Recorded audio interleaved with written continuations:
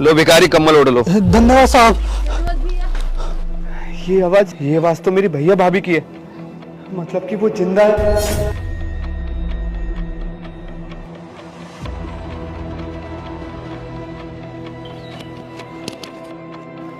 आप लोग इतनी ठंड में रोड पर बैठे हुए हो, आप लोगों का घर नहीं है क्या? अपने घर जाइए। भाई साहब घर तो है हमारे पास, पर वो हमारे छोटे देवर का है। तो आप लोग यहाँ क्या कर रहे हैं? अपने देवर के घर जाइए। पहले हम वहाँ रहते थे, अब निकाल दिया हमें, अब नहीं रहते हम वहाँ पे। निकाल दिया मतलब? आप एक बार पूरी बात बता सकते हैं? आपको हमारी बात जानने की इतनी रुचि क्यों है? आप जाइए यहाँ से, अगर आपका मन है तो आप ये कंबल भी ले जाइए, बस हमें छोड़ दीजिए अकेला।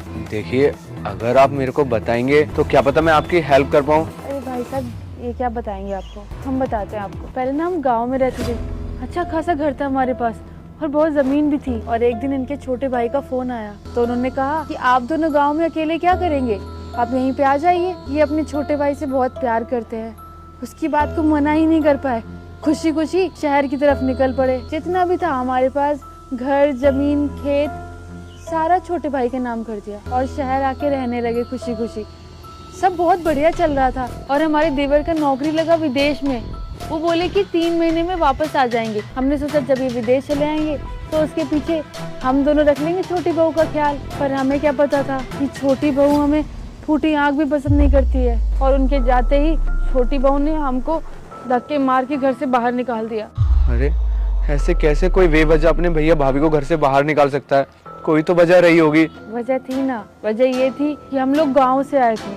उसको लगता था कि हम दोनों गांव के गवार हैं और अगर कोई उनकी सहेली या उनका कोई भी रिश्तेदार आ जाता था, वो हमसे उनसे मिलवाना तो दूर, उनके सामने नौकरों की तरह व्यवहार करती थी। हमसे कहती तो चल भी जाता, हमारे पति के साथ जब ऐसा होता था तो हमें अच्छा नहीं लगता था। आपने कभी अपने देवर को बताने की कोशिश नहीं करी? कैसे बताते, वो वैसे भी इतना काम में व्यस्त रहता है, सांस लेने की फुर्सत नहीं है। और अगर ये सब बता देते तो वो बहुत परेशान हो जाता। बहू खराब थी ना, देवर तो बेटे समान था।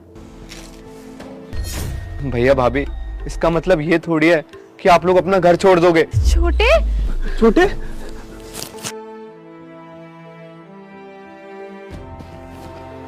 मेरे होते हुए आप लोगों के साथ इतना बुरा हुआ। छोटे, तू नहीं जानता तेरे जाने के बाद हमारी क्या दुर्गति हुई है। मुझे माफ कर दो, मुझे नहीं पता था मेरे बाहर जाने पर आप लोगों के साथ इतना बुरा होगा। मेरे माँ बाप समान भैया भाभी के साथ इतना बुरा हो गया। आप लोगों के साथ जो कुछ भी हुआ है उसे मैं बदल तो नहीं सकता, लेकिन उसे मैं नहीं छोड़ूंगा।